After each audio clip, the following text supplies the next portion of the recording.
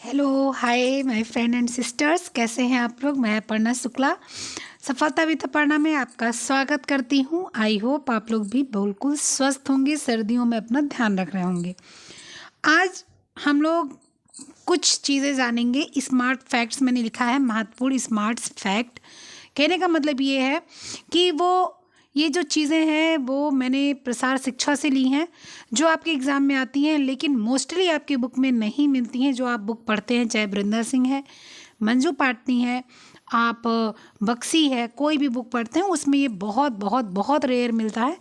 इसलिए मैं इसको आपके लिए लेकर आई हूँ। मैं बहुत खोजी हूँ, उसके बाद मैं पाई हूँ, मैंने देखा एग्ज़ामों में भी बहुत आया हुआ है और इससे लोग नंबर पाते हैं, इससे सिलेक्शन की उम्मीद होती है। जो स्मार्ट फैक्ट्स होते हैं ना, मतलब कि सन है, फिर आपका कोई पर्सनल नाम है, तो ये सारी चीज़ें जो होती है ना, ये नंबर गेन करने के लिए होती हैं। जैसे किसी का 90 नंबर आया, वो एक नंबर के लिए ये चीज़ें अगर जानता है तो पाकर नौकरी पा सकता है।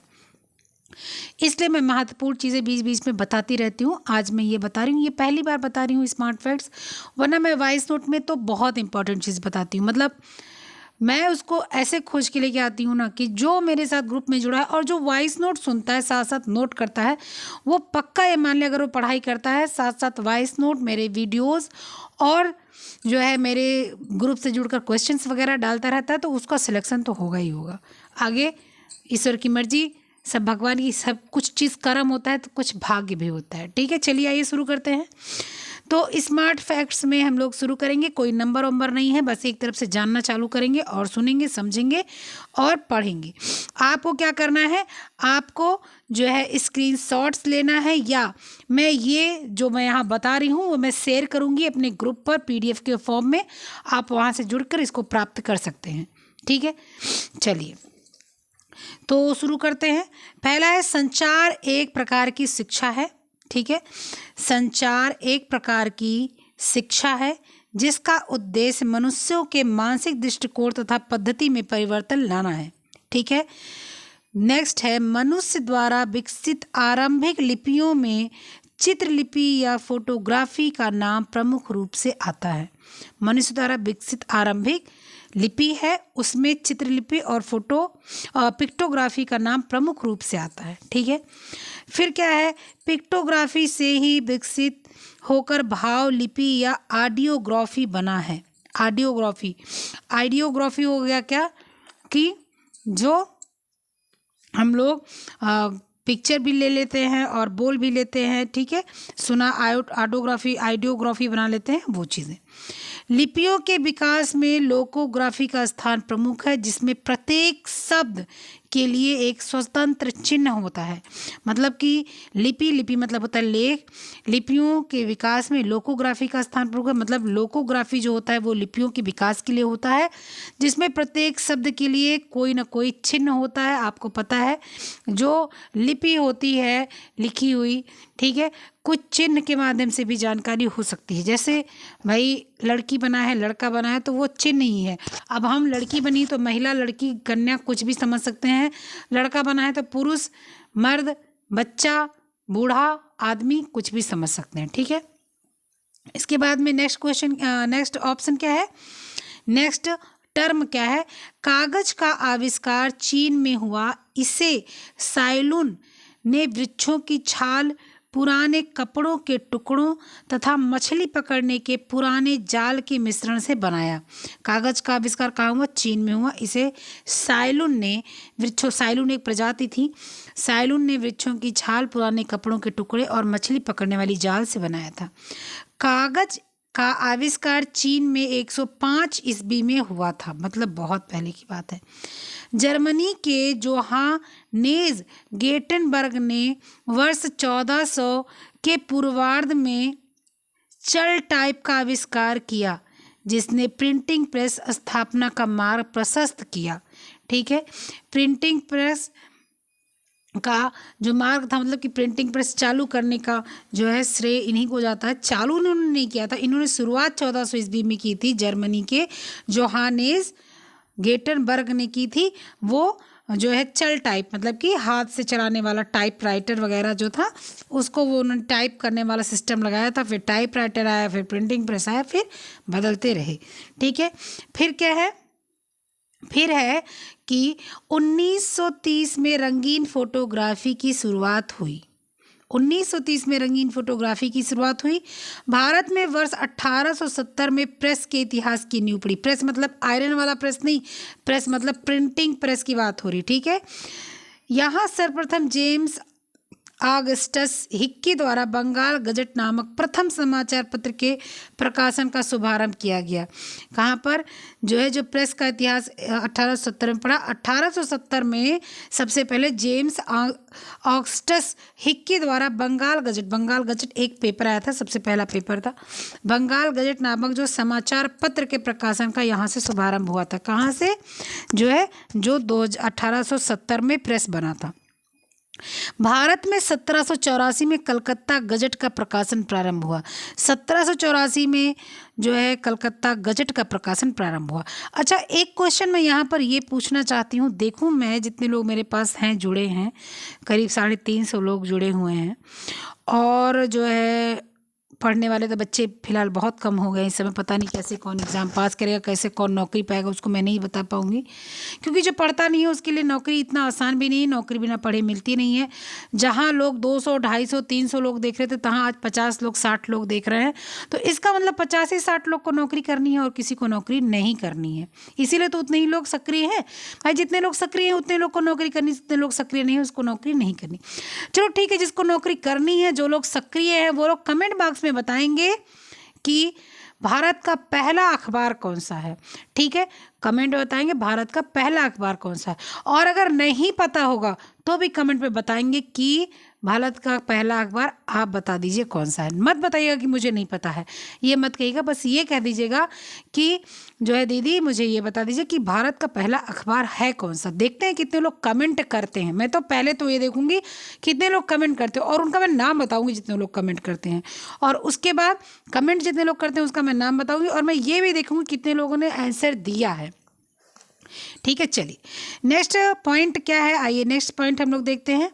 नेक्स्ट पॉइंट है, भारत में पत्रकारिता का प्रारंभिक श्रेय निश्चित रूप से श्री गंगाधर भट्टाचार्य को जाता है।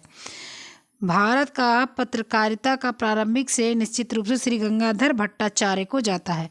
किसको जाता है? गंगाधर भट्टाचार्य को जाता है भारत में पत्रकारिता का प्राथमिक श्रेय, जिन्होंने वर्ष 1816 में बंगाल गजट प्रकाशित किया था।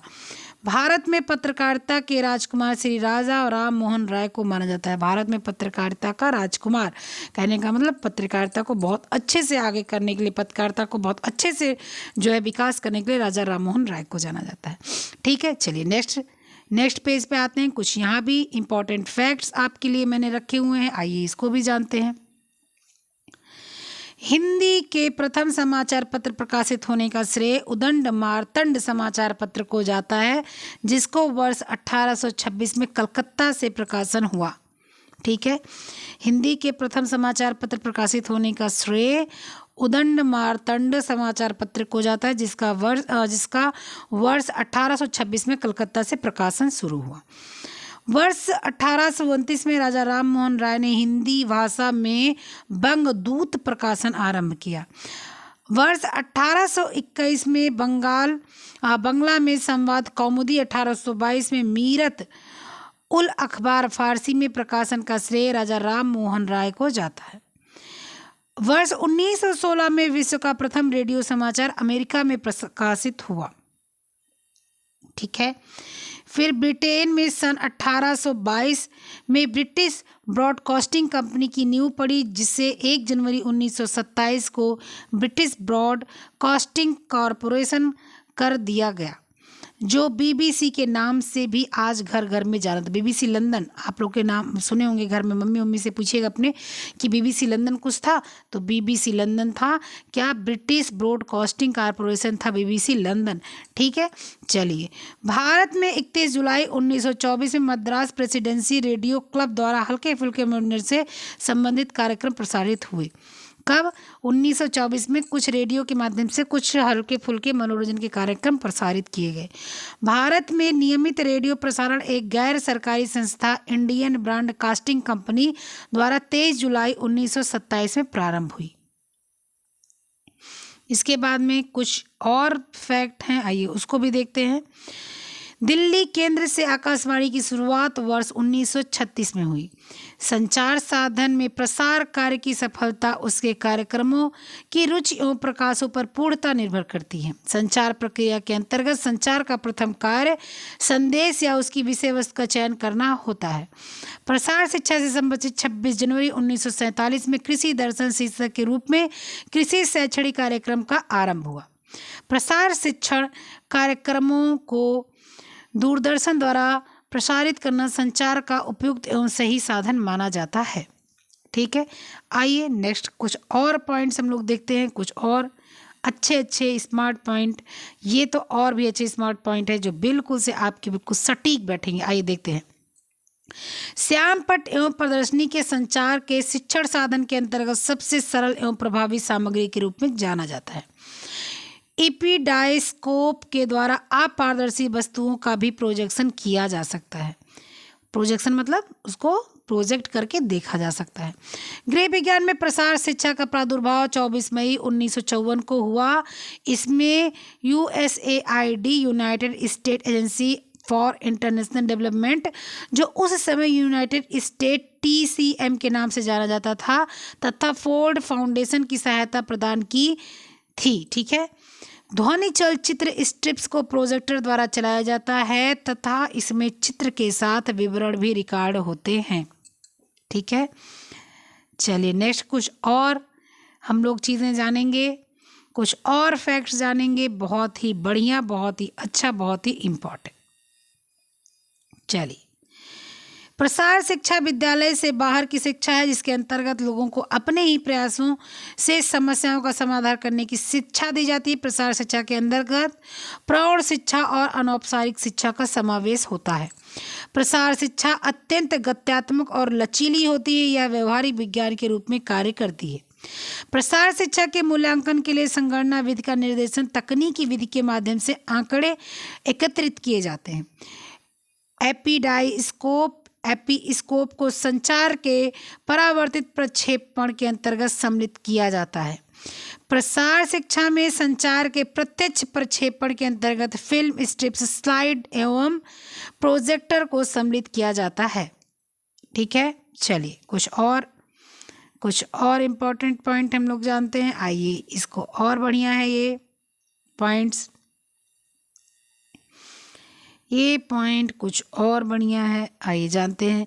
वर्ष 1930 में भारत सरकार ने निजी प्रसारण कंपनियों को अपने अधिकार में लेकर 1936 में इसका नाम बदलकर आकाशवाणी, जिसको ऑल इंडिया रेडियो रखा तथा इसी वर्ष से आकाशवाणी के दिल्ली केंद्र से प्रसारण आरंभ हो गए। 1930 में भारत सरकार ने निजी प्रसारण कंपनियों को अपने अधिकार में ले लिया। निजी मतलब जो प्राइवेट कंपनियां थी उसको अपने अंदर ले लिया और 1936 में इसका नाम बदलकर आकाशवाणी यानी कि ऑल इंडिया रेडियो रखा तथा इसी वर्ष से आकाशवाणी के दिल्ली केंद्र से प्रसारण आरंभ, मतलब 1936 से प्रसारण चालू कर दिया। चार्ट, ग्राफ, नमूने तथा फ्लैश कार्ड का द्विविम दृश्य सामग्री के अंतर्गत सम्मिलित किया था। वहीं दूसरी ओर वास्तविक वस्तुओं, नमूनों तथा प्रकृतियों को त्रिविम सामग्री के अंतर्गत सम्मिलित किया जाता है। इसके बाद में क्या है? 16 से 32 मिलीमीटर लंबाई का प्रोजेक्टर कक्षा संचार का साधन तथा शिक्षण कार्य के लिए उपयुक्त है। संचार माध्यम वे सूत्र या कड़ी होते हैं जो संचारक के ग्रहणकर्ता को जोड़ते हैं तथा संचार प्रक्रिया की सफलता प्राप्तकर्ता की भूमिका पर आधारित होते हैं।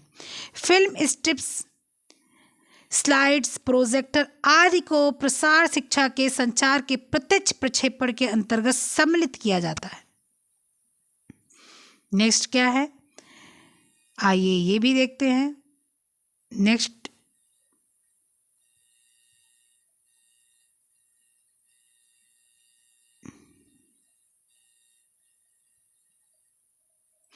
टेलीविजन का आविष्कार 1922 में स्कॉटलैंड के वैज्ञानिक जॉन लोगी बेयर्ड ने किया तथा प्रयोग के स्तर पर पहली बार 1927 में न्यूयॉर्क और वाशिंगटन के मध्य तार के माध्यम से टेलीविज़न प्रसारण किया गया। ठीक है, टेलीविज़न का आविष्कार कब हुआ? 1922 में स्कॉटलैंड के वैज्ञानिक जॉन लोगी बेयर्ड ने किया था। प्रयोग के स्तर पर पहली बार 1927 में न्यूयॉर्क और वाशिंगटन के मध्य मतलब बीच में तार के माध्यम से टेलीविज़न प्रसारण किया गया था। टेलीविज़न संप्रेषण का एक अच्छा माध्यम है। ध्वनि के साथ साथ चित्र भी दिखाया जाता है। रेडियो की अपेक्षा अधिक प्रभावशाली है। भारत में 1959 में दिल्ली के आकाशवाणी भवन स्टूडियो की स्थापना हुई तथा 15 सितंबर 1959 में भारत के प्रथम प्रायोगिक टेलीविज़न केंद्र का उद्घाटन हुआ।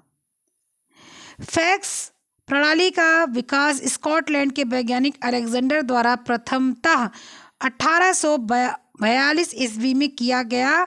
1850 ईस्वी में इंग्लैंड के फ्रेडरिक बैकवेल द्वारा लेन के यंत्र से मिलता जुलता एक तंत्र विकसित किया गया।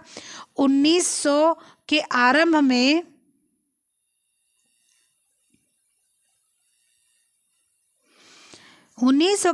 जर्मनी के आर्थर कॉर्न द्वारा फैक्स तंत्र विकसित किया गया। सर्च इंजन का प्रयोग उपभोक्ता की संबंधित जानकारी प्रदान करने के लिए किया जाता है, जिसके माध्यम से व्यक्ति की आवश्यक वेबसाइट का पता लगाना आसान हो जाता है। गूगल विश्व का सबसे बड़ा सर्च इंजन है, इसको आप जान जाइएगा, गूगल। ठीक है, चलिए नेक्स्ट क्या है? नेक्स्ट स्मार्ट फैक्ट्स हम लोग क्या जानेंगे, आइए जानते हैं। प्रसार शिक्षा में विराट जन समुदाय को संबोधित करने के लिए माइक्रोफोन व लाउड स्पीकर का सहायता लिया जाता है। ठीक है। प्रेस ट्रस्ट ऑफ इंडिया की स्थापना 27 अगस्त 1947 को हुई। इसने पूर्व संचालित press associated press of India एवं राइट्स की संपत्ति का अधिग्रहण कर लिया।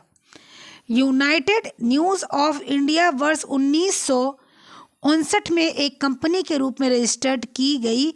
इसने मार्च 1961 में समाचार देने का कार्य आरंभ कर दिया। भारत में प्रेस की स्वतंत्रता संबंधी अधिकार संविधान से प्राप्त हैं, जो कि संविधान के अनुच्छेद 19(1)(a) के अंतर्गत आता है। भारत में प्रेस ट्रस्ट ऑफ इंडिया और United news of India Akashvani, Doordarshan, केंद्रीय तथा राज्य सरकारों, सार्वजनिक क्षेत्र सहित समाचार पत्रों को विभिन्न भाषाओं में समाचार उपलब्ध कराती है। प्रेस परिषद अधिनियम के तहत प्रथम प्रेस परिषद की स्थापना वर्ष 1969 में की गई। समाज के विभिन्न वर्गों से संबंधित समाचारों का संकलन ही समाचार लेखन कहलाता है।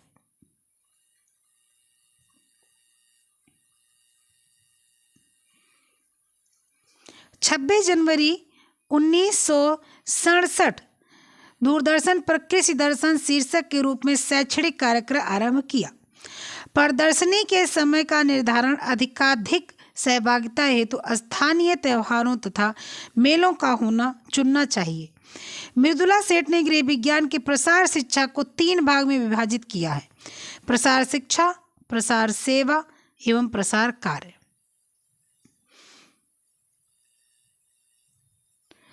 प्रसार सेवा शोध संस्थानों तथा गृहिणियों के बीच दूरी कम करने का कार्य करता है। फलालेन ग्राफ के लिए फलालेन बोर्ड का आकार 30 इंच से 40 इंच होना चाहिए।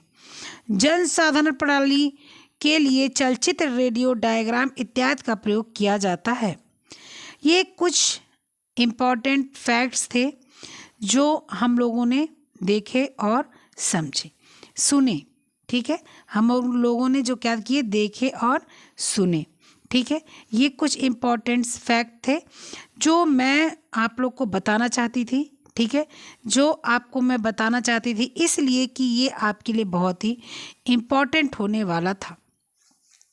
ये सारी चीज़ें ऐसी हैं जो आपको जानकारी होनी चाहिए। जो चीज़ आपको जानकारी नहीं होती और जब ये एग्ज़ाम में आता है तो आपको ये लगता है कि ये चीज़ें कहाँ से आ गई, ये तो ऐसी कोई चीज़ें तो मैंने पढ़ी नहीं थी। ठीक है, तो ये चीज़ें यहीं से आई हैं, बुक से ही आती हैं, लेकिन ये बुक से ही अलग अलग बुक से आती हैं। कुछ चीज़ें उठा के बेसिक चीज़ें, जैसे आप, मैं नाम नहीं लूँगी, बहुत सी बुक ऐसी हैं जिसमें बहुत सी चीज़ें कम लिखी हुई हैं। जैसे आपकी मंजू पाटनी की बुक है, उसमें आपको, मंजू पाटनी की नहीं, एक बुक है उसमें आपको फ्लैक्स, सन और लिनन 3 चीज़ देखने को मिलेगा। वहीं आपको 1-2 बुक्स ऐसी हैं जिसमें सिर्फ फ्लैक्स और लिनन देखने को मिलेगा। अब सन लिखकर अगर आपके क्लास में, आपके क्वेश्चन में आ जाता है, क्वेश्चन पेपर में क्वेश्चन, तो आप क्या करेंगे? चाहे वो कभी कभी क्या होता है, जो हिंदी क्वेश्चन रहता है वही इंग्लिश में भी सेम टू सेम वही क्वेश्चन, यहाँ पर सन लिखा हुआ, वहाँ पर SAN लिख देंगे या SUN लिख देंगे। आप क्या करेंगे? आप सोचेंगे ये सन क्या होता है, ये सन जूट वाला तो सन नहीं होता, ये सन फला तो सन नहीं, लेकिन सन का मतलब लिनन होता है। तो इसलिए बहुत सी बुक्स ऐसी होती हैं जो जानकारियाँ कम देती हैं। तो कोई बात नहीं, आप जो बुक्स रखे हैं उससे खूब अच्छे से पढ़ते रहिए। मैं आपके साथ साथ जो चीज़ें इकट्ठा करके लाती रहूँगी वो चीज़ें आपके लिए लाभकारी होंगी, आपको सफलता दिलाएंगी। ठीक है, लास्ट में बोलूँगी, शेयर किया कीजिए, आप लोग शेयर नहीं करते हैं, और पूरी वीडियो देखा कीजिए, आप लोग पूरी वीडियो नहीं देखते हैं। आगे पढ़ते रहिए, खुश रहिए, मस्त रहिए और अपना ध्यान जरूर रखिएगा। Okay, bye.